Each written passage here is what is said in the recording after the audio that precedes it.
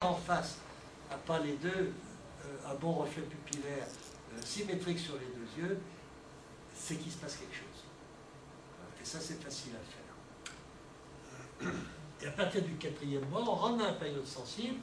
Ces gamins doivent aller chez l'ophtalmologiste d'urgence s'il y a un strabisme constant. Il ne faut jamais oublier que le strabisme précoce peut accompagner un rétinoblastome.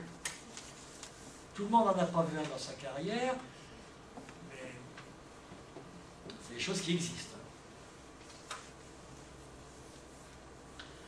En cas de malvoyance, le bébé qui ne regarde pas, le bébé qui a 2 mois fait pas de sourire spécial, hein, ce bébé doit inquiéter. Il n'est jamais trop tôt pour le prendre en charge. Que ce soit une vraie malvoyance, que ce soit on appelle le syndrome de Beauvieux, un retard de maturation visuelle. L'importance de le prendre en charge tôt, c'est que ça va prendre du temps pour obtenir les rendez-vous hospitaliers, etc. Et qu'il faut empêcher les parents de s'écrouler. Et on voit trop de drames dans ce domaine.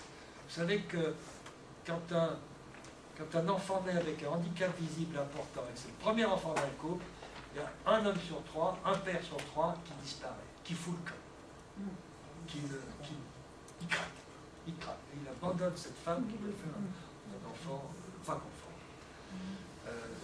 Là, il y a un drame social en risque. Les parents qui découvrent qu'il y a un problème chez leur enfant, y compris d'ailleurs un problème moyen, disons un nystagmus, les parents sont profondément affectés. Il n'est jamais trop tôt pour les prendre en charge, pour leur dire qu'il y a un futur, pour les aiguiller, pour dire on connaît, on a déjà vu ça, on va s'en occuper. Et puis il y a le problème, à 9 mois, s'il n'y a pas de risque connu, alors, bon, faut-il examiner, faut-il faire une réfraction et un examen complet à tous les enfants, aux 810 000 enfants qui naissent par an en France? C'est un débat. Évidemment, on est très en faveur d'un dépistage, un examen qui n'est pas complet, qui peut être fait par l'orthoptiste, et qui verrait si tout paraît bien ou s'il faut qu'elle envoie à l'orthoptiste. Alors ça, c'est un circuit qui s'est mis en place maintenant, assez généralisé, qui maintenant est bien accepté par les ophtalmologistes. N'importe quel pédiatre, n'importe quel médecin peut ordonner, faire une ordonnance de bilan orthoptique à 2 mois, à 4 mois, à 6 mois. Ce gamin qui, si on demande rendez-vous à l'ophtalmologiste, il va dire ben, je vais le voir en janvier, nous sommes le 27 octobre, mais je ne peux pas, bon, on fait quoi? Eh bien, vous envoyez pardon à l'orthoptiste. L'orthoptiste, dans un cas comme ça, vous donnera un rendez-vous sous 8 jours et verra s'il faut se calmer ou si effectivement il y a un truc, et l'orthoptiste obtiendra un rendez-vous chez l'ophtalmo correspondant dans les vite fait, enfin, rapide. Donc c'est un bon circuit. On a la chance en France d'avoir beaucoup d'orthoptistes, enfin bon, il n'y en a pas assez, enfin il y en a beaucoup d'orthoptistes en France. J'étais en Allemagne hier, il y en a le quart de ce qu'il y a en France, pour une population équivalente. On a la chance d'en avoir beaucoup en France. Les orthoptistes sont capables de voir s'il y a un problème chez les gamins ou pas. Alors, qui voir? Bon, c'est évident, les enfants qui louchent, les strabismes. Jusqu'où faut-il voir les épicanthus? Si le médecin généraliste, le pédiatre, le médecin de PMI qui voit ce gamin, il dit « Ah, mais quand même, oui, je vois bien, au reflet, il a l'air droit, mais quand même louche, ce gamin. » Les parents vous apportent une photo qui n'est jamais prise en face, qui fait que le gamin louche. Non, non, oui, mais moi je veux une photo en face, sinon ça va. Hein.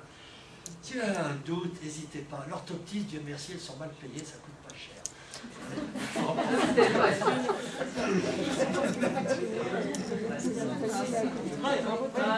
Je dis des vérités. Voilà. Bien sûr, les petits poids de naissance. Dans la région de Lyon, on est convenu qu'en dessous de 2500 grammes, tout enfant peut avoir un vrai examen de vision. Qu'on fait en principe au 9e mois d'âge corrigé, sauf si évidemment il y a une raison de le faire avant. L'histoire personnelle, les gamins qui sont nés dans des conditions difficiles, qui ont eu un problème avant, pendant, après la naissance, les fortes hérédités. Les enfants de Chinois sont tous myopes. Les enfants de Chinois Han, les Chinois du Nord, dominants, Pékin, sont tous myopes. À l'université de Beijing, tout le monde est myope. Tout le monde. 97, 98%. Porter lentilles? Oui. Ah, ceux qui peuvent se les payer. Alors ça, ça... On voit pas beaucoup de lunettes, là. Non, parce qu'ils Chine, n'aiment pas avoir des lunettes. Japon et Chine, on a honte d'avoir des lunettes. C'est comme si... Bon, je veux dire, c'est comme si il m'en manquait une, ça se cache. Au Japon, il n'y a pas d'opticien dans la rue. On va chez l'opticien à l'étage. Nos grands-parents, les mortels, à l'étage. On n'aime pas avoir un défaut. Et puis la plupart des Chinois n'ont pas de quoi se payer de lunettes. Les Chinois Han qui ont été mesurés à plusieurs reprises. De même un certain nombre de populations. Et des populations, il y a beaucoup où le nombre de myopes est très important. Il y a cette fameuse population juive de Syrie, où tout le monde est myope et malvoyant. Petite population. Les gens du Mzab dans le sud algérien, une consanguinité très forte depuis longtemps. Où est-ce qu'il y a beaucoup de myopes encore? Bon, enfin, il y a des populations plus exposées à la que les autres. Pardon. Je ne vais pas vous demander de vous. Oh, ben vous avez besoin d'une petite copie, madame. Bon, il faut s'en méfier. La myopie, la myopie ne donne pas de signe avant longtemps. De même, l'hypermétropie, les défauts de réfraction en ensemble ne donnent pas de signe pendant très longtemps. Les enfants ne s'en plaignent pas. Et quand on les signes à la lecture. Oui, alors à la lecture, oui, mais à la lecture, c'est à 5 ans et demi, 6 ans. C'est des grands enfants. Avant, les enfants s'en plaignent pas. Alors les parents, certains parents le voient, certains maîtres ou maîtresses à l'école où ils vont maintenant à 2 ans, 2 ans et demi. Oui, il y a des enseignants sur lesquels on compte beaucoup parce qu'eux sont très sensibilisés maintenant et en principe, ils détectent les gros trucs. La myopie chez l'adolescent, ils mettent souvent des années à se plaindre. Il y a beaucoup d'exemples. Je vais vous raconter je rencontre un prof de Lyon Sud qui s'occupe de gosses handicapés et qui dit « Ah tiens, je la croise dans le couloir », qui me dit « François, tu connais pas un bon psychologue, ma fille a 13 ans, elle m'énerve, elle pousse les yeux, comme ça tout le temps, etc. Est-ce que tu connais un bon psychologue qui me débarrasserait de ce type ?» Je lui dis « Mais attends, avant d'aller chez un psycho, je respecte beaucoup, j'ai une formation, commence par faire voir si elle y voit. Non, elle y voit bien, c'est pas le problème. Mon mari est chirurgien, tu sais, il opère, pas de lunettes, pas de lunettes. Non, c'est pas le problème. Quand même, tu devrais la faire examiner. Alors, finalement, elle vient, etc. Cette gamine a une myopie de 4 dioptries. Elle est très bonne dans sa classe. Elle se démerdait. Alors, quand ensuite je l'ai interviewée, c'est pas moi qui fais ce genre d'examen, et elle me dit, oh, mais je regarde à côté, puis j'écoute, puis je regarde sur le cahier de ma voisine, etc. Cette gamine est rentrée chez elle 8 jours plus tard avec une paire de lunettes. Elle dit, sa mère, t'as vu les belles cheminées sur le toit de la maison? Elle s'est mise à aller chercher le pain à bicyclette, à jouer au tennis, etc. Bon, elle est maintenant sous-directrice d'hôpital. Alors, ça est bien tiré. Et bien, depuis 1 an, 2 ans qu'elle était devenue myope, elle le cachait. Mais elle ne le cachait pas, c'est qu'elle ne savait pas qu'on pouvait y voir mieux. Oui, elle avait vu mieux avant. Oui, enfin, peut-être, on n'a pas le souvenir. On ne sait pas. On ne sait pas. On ne sait pas. Ils oublient. Ils oublient. On ne sait pas. Voilà. Alors, et puis bien sûr, des enfants qui ont des problèmes. Alors les enfants que je vais montrer n'ont pas de problème visuel. Ce gamin a un syndrome pédiatrique grave, sévère, il est en survie. Je le suis depuis X années. Quand on a vu ce bébé à 9 mois, on a pu dire aux parents, la vision de ce bébé, elle est nickel. Les parents, ils sont quasi bien pleurés. C'est la première fois qu'on dit qu'il y a quelque chose qui va bien chez ce bébé. Bon, et ça c'est le problème psychologique. Mais, et du coup, on leur a dit, ben alors, hein, vous allez lui montrer des livres, vous allez travailler sur ça, avec sa vision qui marche très très bien, etc. Si par hasard ce bébé avait besoin d'une paire de lunettes, ça n'aurait pas été simple comme toutes ses oreilles. Enfin, il existe des opticiens compétents. Si ce bébé avait besoin d'une paire de lunettes, il en avait encore plus besoin que n'importe quel autre. Il a déjà assez de problèmes par ailleurs. Donc, ces bébés qui ont des problèmes divers, bon, un épicanthus, l'autre a une plagiocéphalie, une dysmorphie crânienne importante qui a été opérée depuis. Et systématiquement, ces enfants-là ont un examen de vision par précaution.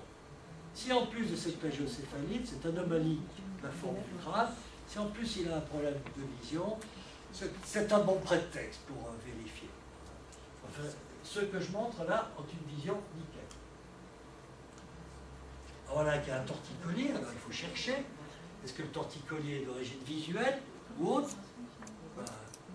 Bon, il faut chercher. Donc il mérite d'être vu. Voilà une autre plagiocéphalie importante qui est opérée. Quand on dit opérée, c'est que le neurochirurgien démonte le crâne et le remonte sphérique. Enfin, sphérique. Allez, on va avancer un peu. Alors, que comporte la visite? Alors, je dis visite du 9e mois parce qu'elle la prend comme référence, mais on peut évidemment faire l'examen avant. Un certain nombre de gens ont associé la consultation bébé vision avec les cartes d'acuité, comme si on faisait une consultation où on ne faisait que les cartes, ce qui ne s'est jamais fait et ce qui serait criminel. Ce n'est pas un seul examen de l'acuité qu'on va pouvoir déterminer si un enfant va bien ou pas. Vous me demandez quelque chose, non? J'arrive pas à lire. Ah, vous n'arrivez pas, pardon. Il y a des gens Oui, parce que je ne veux pas couper ce qui merde. L'examen visuel du nourrisson, ce qu'on appelle la consultation bébé vision, comporte 4 parties. L'examen orthoptique, recherche du strabisme, otite oculaire, stéroscopie, réaction pupillaire, etc. Les lunettes de Sardigue-Badoche, les lunettes de dépistage. Alors, on fait l'acuité, on fait systématiquement l'acuité binoculaire, monoculaire, la réfraction sous cycloplégique, qui est en rouge, et puis le fond d'œil, j'ai mis un point d'interrogation.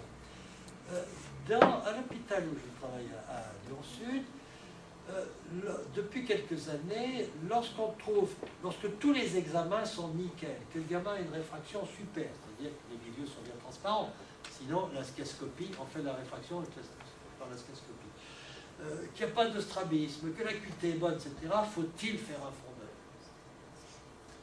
Alors, pendant 15 ans, on avait demandé à un médecin de faire un fond d'œil, alors il prenait son ophtalmoscope, on l'emmerdait, il balayait comme ça, il disait ça va.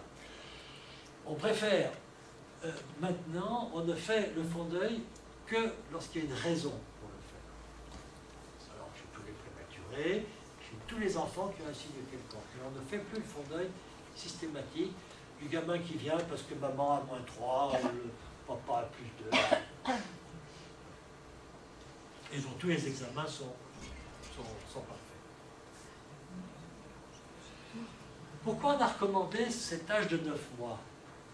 Mais encore une fois, on peut faire l'examen avant ou après. Pourquoi on a recommandé 9 mois? Parce que on est au pic de la période sensible pour éviter une amblyopie. C'est le moment où le système visuel est très sensible à l'expérience qui lui arrive. Donc il va être très sensible à un strabisme ou à une amétropie. À 9 mois, les signes sont nets. La fixation d'un bébé, à 9 mois, elle est nette. À 7 mois, l'orthoptiste nous dit on peut passer à côté d'un petit strabisme, d'un microstrabisme. Sa FOVA n'est pas encore assez formée pour que sa fixation soit précise, soit complètement précise. Donc 9 mois, pour ça, c'est un bon âge. À 9 mois, le bébé n'a pas constitué les limites de son schéma corporel. On rentre une paire de lunettes dans son corps comme on a rentré des couches et des godasses. À 15 mois, rentrer une paire de lunettes, c'est plus difficile. Je n'ai pas dit que c'est impossible, c'est votre boulot, les opticiens. Mais c'est plus difficile. Alors qu'à 9 mois, c'est difficile de le faire rentrer dans la tête de maman.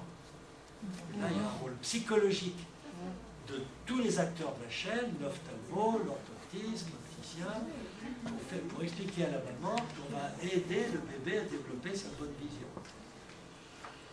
Bon, je sais. Donc c'est plus facile à cet âge-là. Et puis à 9 mois, donc, on est au sommet de la période sensible, enfin proche du sommeil, qui est un peu plat. Le traitement va être extrêmement efficace, qu'il s'agisse de paires de lunettes, qu'il s'agisse d'occlusion. On va faire une occlusion beaucoup plus brève, beaucoup moins soutenue, pour récupérer une amblyopie à 9 mois, qui est encore une petite amblyopie, que à 5 ans, vous allez donner 6 heures d'occlusion par jour pendant 6 mois. Et vous n'êtes pas sûr de tout récupérer. Prenez en charge quand c'est facile. Enfin, bon, la phrase j'ai mis en bas. La correction optique évite beaucoup de strabisme.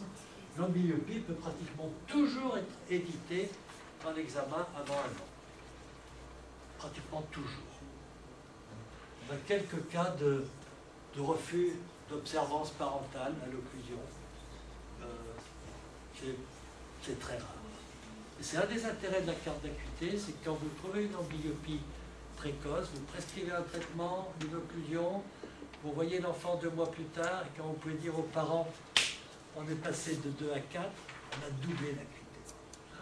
Vous êtes sur le bon chemin. Là, vous êtes sûr que le traitement sera bien fait à la suite. Et si l'acuité n'a pas bougé, il faut prendre les parents pour 15 yeux et leur dire, donc, c'est à vous de choisir. Vous voulez récupérer le gauche? Ah, mais il n'aime pas. Et oui, mais bon, et quand il met les doigts dans la pile électrique, vous dites, ah ben, vous le laissez faire. Bon. Si vous voulez récupérer le gauche, eh ben, il faut faire l'occlusion, comme on vous a dit, et il faut les briefer, bon, pour que, de même d'ailleurs pour le port de la paire de lunettes, on va leur dire, la paire de lunettes doit être portée. Alors si la paire de lunettes n'est pas portée, peut-être que vous tombez sur un mauvais opticien qui n'a pas donné la bonne paire de lunettes, qui le blesse, ou bien par des parents qui disent, ah mais il n'aime pas. Et de la même façon, alors les myopes, ils acceptent toujours, hein. Les myopes, il n'y a pas de problème. Les hypermétropes, c'est parfois plus difficile. Surtout les aniso-hypermétropes, ils ont un œil qui voit bien une paire de lunettes qui ne leur rapporte rien. Et ça, bon, c'est comme on ne fait pas pipi par terre, on met sa paire de lunettes. Le soir à 5 heures, d'accord, tout le monde est un peu sur les nerfs, épuisé. Le soir à 5 heures, on coupe. Et là, chacun dans la chaîne doit agir. Alors, je vais bientôt terminer. Les cas lourds, c'est moins le sujet d'aujourd'hui, j'ai déjà fait allusion. La prise en charge des cas lourds, le bébé qui ne regarde pas, qui a un nystagmus, qui a une errance du regard qui n'est pas encore organisée en nystagmus. Bien sûr, pousser au diagnostic, l'anamnèse. Attention, un déficit peut en cacher un autre. L'enfant qui ne regarde pas bien, faites vérifier s'il entend bien. Si par hasard, il est aussi malentendant, le handicap consécutif sera dramatique. Un enfant qui n'entend pas bien, on fait vérifier s'il voit bien. Un enfant qui ne voit pas bien, on vérifie qu'il entend bien. Le problème de l'accueil, de l'annonce du déficit, c'est de la psychologie, c'est très important de ne pas détruire ses parents dans la détresse. Les parents sont dans la détresse. Le rôle de l'équipement optique et du traitement éventuel. Et puis jamais oublier très tôt. Il n'est jamais trop tôt pour envoyer l'enfant au camp, SAFEP, SAIS, enfin, à la structure d'éducation spécialisée de votre département, enfin de votre canton, de votre région. Il y en a dans tous les départements. Et puis le suivi de l'enfant, la prise en charge précoce, l'éducation spécialisée évite le surhandicap. Mais quand le gamin qui est grand malvoyant, il ne voit pas sa main à 4 mois. Sa main n'existe pas. Il faut la lui apprendre. C'est le rôle du psychomote, du psychomotricien, qui va lui apprendre sa main, qui va lui apprendre son corps. Quand on se balade dans certains pays où il n'y a pas de prise en charge, j'ai vu ça entre autres en Éthiopie, ça va. Au Yémen, vous voyez, ces gens aveugles, ces enfants aveugles de 4-5 ans qui sont comme ça. Alors il y a une sœur qui les guide, il y a une fille qui les guide, c'est le rôle des filles là-bas. Et ce gosse est là, quoi. Il n'a pas de dehors, il n'a pas de là-bas. Il n'a pas appris à étendre ses bras. Ça, c'est très typique. Vous voyez, ces gens qui sont comme ça. L'aide psychologique évite la faillite parentale. J'en ai dit un mot tout à l'heure. Je répète, les figures ici tant caché un autre, ça y était déjà. Le pédiatre ou généraliste, selon les cas, campagne ville et chef d'orchestre de la prise en charge. Et depuis la loi de 2005, la crèche, l'école sont un droit pour l'enfant handicapé. Ce qui pose d'ailleurs d'autres problèmes. Enfin, c'est pas bien le moment d'en parler, mais si vous voulez, s'il y en a que ça intéresse, je peux en parler. L'équipement optique. Alors un jour, j'ai vu ça dans une revue d'optique. Alors j'ai envoyé une lettre d'insulte. On m'a dit, ah ben oui, c'était pour se marrer. Eh ben, moi, j'aime pas qu'on se marre avec les gamins. L'exemple de ce qu'il ne faut pas faire. Mais un jour en Hongrie, parce que je ne veux pas faire d'attaque personnelle, je suis tombé sur cette princesse dont l'opticien a équipé le gamin avec une paire de lunettes indigne. Hein, une petite paire de lunettes métal, toute légère. Alors je vais vous éteindre pour que vous voyez un peu mieux. Hein. Avec une petite paire de lunettes en métal, c'est ce gosse qui louche. Cette paire de lunettes est tout le temps tordue. On voit ça en France, hein. On voit ça en France. Bien sûr. Oui, oui, non, mais madame, je ne veux pas critiquer, mais... Non, mais là-bas, il n'y a pas que là-bas. elle n'est pas tout à fait française, cette princesse. Je ne sais pas si vous l'avez reconnue. C'est une madame de Monaco. Toutes les princesses de Monaco. Je ne sais pas laquelle c'est. Oui, bien sûr, on voit ça en France. Voilà. Alors, bon, moi je ne suis pas là pour faire de la pub pour Tropique. Hein. Il existe quelques autres marques, mais il existe de la bonne lunette privée, enfant. Il faut que la lunette monte au sourcil pour respecter le champ visuel. Il faut que la lunette ne blesse pas ni le nez, ni les oreilles. Voilà une autre marque, par exemple, bon, peu importe. Ça, c'est un bébé d'une optométriste qui était mon étudiante à une époque, bon, qui a découvert que son gamin était bien. Il existe de la bonne lunette bébé. Alors ça, c'est une cataracte affecte, c'est un problème un peu différent. Le problème du retard mental, j'ai dit un mot tout à l'heure, le gamin qui a un retard mental et qui en plus est myope, astigmate, hypermétrope, il a encore plus besoin d'une paire de lunettes qu'un autre enfant, il n'a pas les capacités cognitives pour surmonter cette difficulté. Ça, c'est un gamin dont la vie a été transformée le jour où il a eu sa paire de lunettes. Et là, je peux vous dire qu'il n'a jamais refusé, il n'a jamais cassé, ce qui est étonnant. Voilà. Il existe des lunettes qui ne se cassent pas. J'ai même vu une fois une paire de lunettes métal qui m'a paru pas trop mal. J'en ai vu une fois une paire, elle est ici à gauche. Qui m'a paru pas trop mal. La lunette indestructible, ça il faut y penser, comme au baby. Alors les opticiens vont dire, elle est affreuse, tais-toi. Ce bébé, alors ça ne plaît pas à lui d'ailleurs, hein, parce que je ne veux pas montrer de cas. Mais le bébé qui bouffe tout, le bébé qui casse tout, qui a un gros déficit, qui est hyperactif, qui va... la Como Baby, elle ne coûte rien, elle est indestructible. Alors vous allez me dire, oui, mais elle n'est pas bien centrée. Oui, mais j'aime mieux que ce ne soit pas parfaitement centré que pas de lunettes du tout. Donc il faut y penser. Pour les brise-fer. Et je termine pour dire que tout ceci est important parce qu'on apprend à voir. Alors vous allez me dire c'est un peu évident, j'ai appris à lire, j'ai appris à reconnaître les gens, etc. Et comme démonstration, j'ai pris une photo du Larousse de 1902 dans lequel on vous montre une loubette avec la définition suivante. Sorte de louve à clavette que l'on emploie pour élever les pierres de taille à hauteur d'œuvre. Vous avez fait 10 ans d'études et vous ne comprenez pas? J'ai mis des mois à trouver. Je suis allé voir à Louvre, parce que c'est marqué sorte de Louvre. Alors à Louvre, il y a que c'est la femelle du loup, ça je savais. Il y a que c'est une femme de mauvaise vie. Ça, je ne savais pas, mais il ne donne pas d'adresse. Et puis, il y a instrument de levage. Et là, il donne une autre image où il y a des crochets, des trucs. Je peux m'en servir, il n'y a qu'à me les mettre en main. Je reviens à cette image, je dis, mais comment on lève un truc? Alors, au bout de quelques mois, avec l'aide d'un copain, j'ai fini par trouver. Quand on voulait monter des grosses pierres sur les chantiers, autrefois, on creusait un petit trou cubique sur la face de la pierre qui sera cachée. On creusait un trou cubique.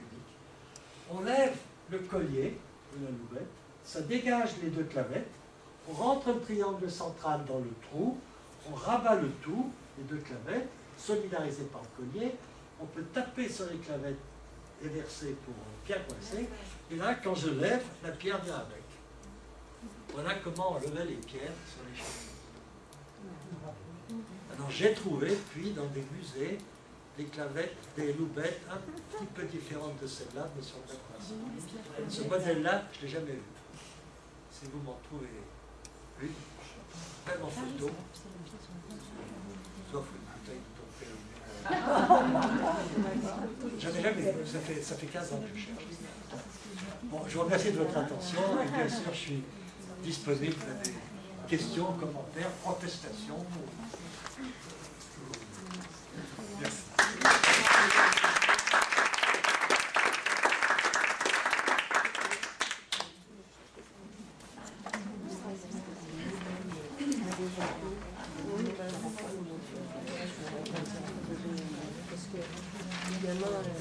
Je remercie vivement le professeur François Vittat-Durand pour son excellent exposé.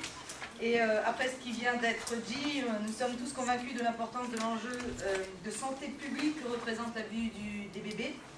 Or, il ne peut pas y avoir de solution efficace que si l'équipement de lunettes est parfait.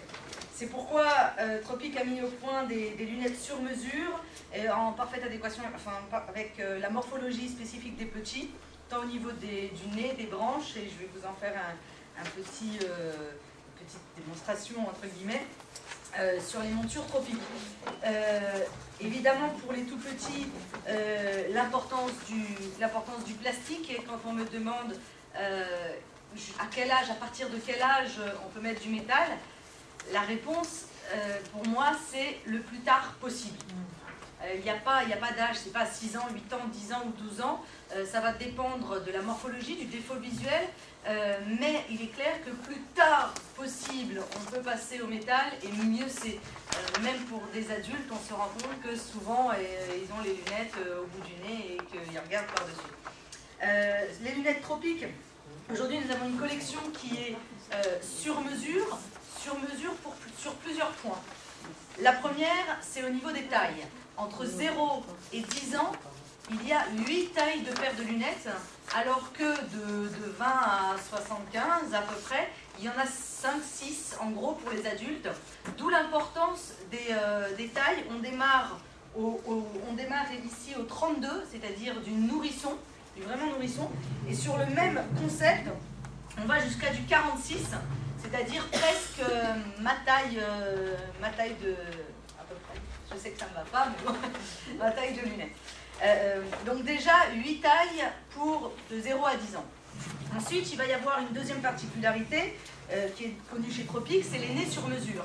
C'est-à-dire que l'enfant n'ayant pas de pente de nez, la morphologie, le nez n'étant pas encore formé, les lunettes qui doivent se poser sur les pentes de nez ne peuvent pas se poser bien sur un enfant, d'où les petits nez en silicone avec différentes tailles. Il y a 6 tailles de nez pour chacune des montures, donc l'opticien va pouvoir sélectionner quelle va être, selon la morphologie du nez de l'enfant, le nez en silicone le plus adapté, et va pouvoir le clipser ici dans la petite fente de la paire de lunettes, pour que la lunette se pose sur l'enfant par ce petit nez en silicone qui est mou, qui est tendre, qui ne va pas blesser, et va parfaitement se poser sur le nez, de telle façon à ce que la monture arrive jusqu'au sourcil, puisque c'est un réflexe chez l'enfant hypermétrope principalement, de regarder par-dessus ses lunettes. Donc c'est au rôle de l'opticien de parer à ce réflexe pour que l'enfant ne regarde pas par-dessus ses lunettes. La deuxième chose, sur mesure, sur les lunettes tropiques, ce sont aujourd'hui les branches. Parce que jusqu'à présent, dans les lunettes plastiques, on avait des branches plastiques, mais lorsque l'enfant avait une oreille non pas si loin, mais un peu plus rapprochée de la face, on se retrouvait souvent avec une branche ajustée à peu près comme ça, derrière l'oreille, qui arrive au niveau du cou. Et l'enfant, dès qu'il tourne la tête, les lunettes, elles partent en avant. Principalement lorsqu'il était en poussette ou en landau, la lunette, elle était rarement vraiment sur le visage. Donc on a aujourd'hui une paire de lunettes avec des branches qui vont être réglables, donc aussi sur mesure. C'est-à-dire que l'opticien, si l'enfant a l'oreille ici, au lieu d'avoir une courbure de branche comme cela, l'opticien va pouvoir ici enlever le petit manchon. Alors, c'est volontairement difficile pour pas que ça puisse s'enlever facilement. Ici, il va raccourcir la tige qui est à l'intérieur, raccourcir le petit manchon, et on va pouvoir se retrouver avec une branche qui ne va pas être plus grande que ça. Et à ce moment-là, pouvoir l'ajuster pour qu'elle ne descende plus dans le cou et qu'elle ne soit plus gênante. Parce que souvent, quand c'était gênant, alors on décourbait et à ce moment-là, la paire de lunettes ne tenait plus sur le visage. Donc, elles sont réglables par la taille, par le nez sur mesure et sur les branches. Évidemment, il existe différentes formes. C'est pareil pour le côté très technique, la forme plutôt ronde pour qu'elle prenne au maximum l'œil. Pour l'effet, lorsqu'on a une correction qui va être un petit peu forte, on va avoir des tenons déportés, c'est-à-dire cette petite partie, là, vous voyez, qui est beaucoup plus grande que sur une forme ronde, qui va permettre d'avoir un plus petit verre sur une bonne taille de lunettes. Ce plus petit verre va permettre d'avoir moins d'épaisseur quand on a un +8 ou quand on a un -12. Ça va permettre d'avoir moins d'épaisseur au niveau du verre, puisque le diamètre utilisé, le diamètre utile, va réduire l'épaisseur du verre. Donc on va pouvoir avoir des choses qui vont être techniques quand on a besoin d'un petit verre tout en gardant une bonne taille de lunettes. Et puis dans les collections tropiques, il y a, je vais utiliser le mot, donc on est d'accord, pas de monture métal. Sauf celle-ci. Sauf celle-ci. En fait, cette monture métal, c'est une monture qui s'appelle Môme.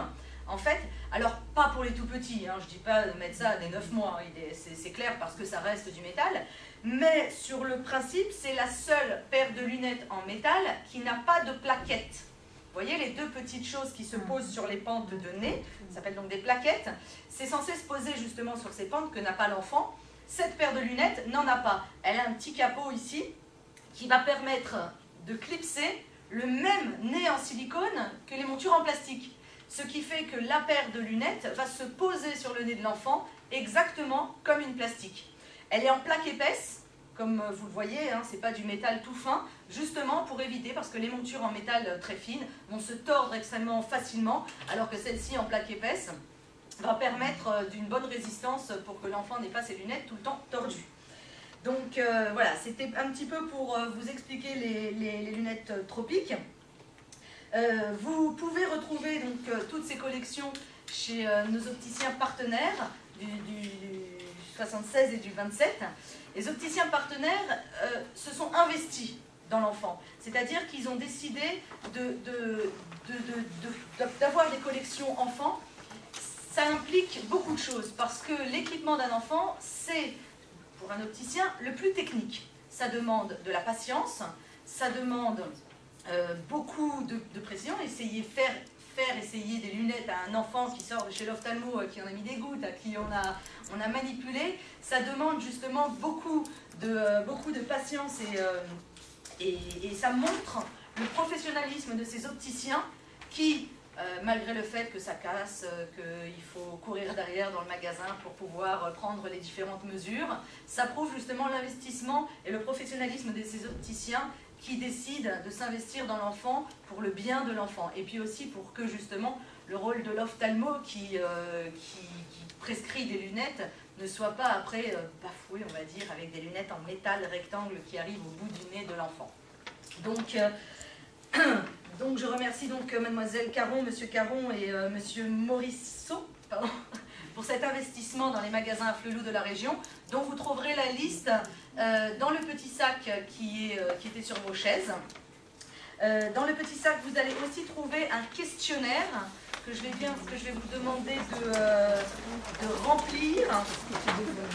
Je remercie encore une fois François Vital-Durand pour cette conférence et je vous souhaite une agréable soirée, bonne fin de soirée et j'espère que cette soirée vous a été agréable.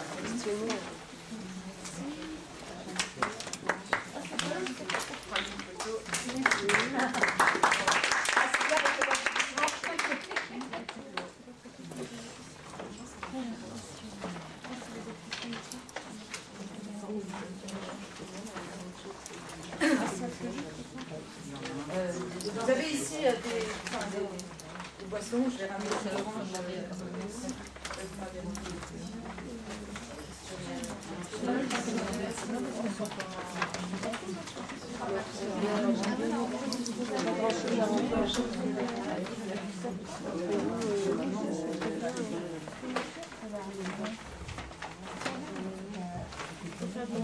Ah non, c'est des dépistages, c'est des bases. On va être un carton d'un côté, quoi, avec un chocolat. J'ai dit, mais ils n'ont pas. Ils ont tout vendu. Surtout sur les problèmes scolaires.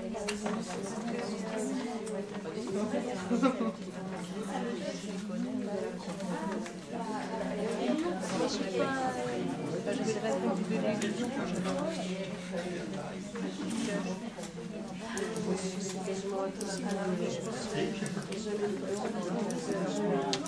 obligé de me fâcher alors que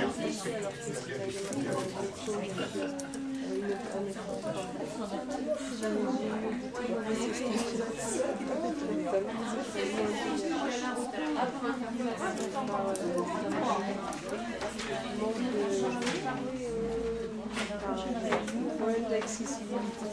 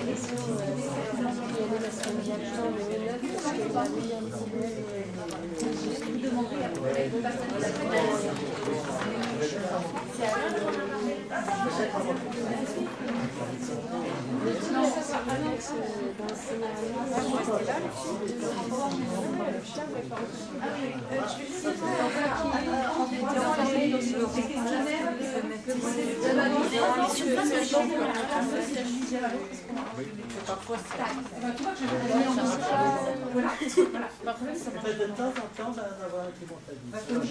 J'aurais préféré que vous disiez.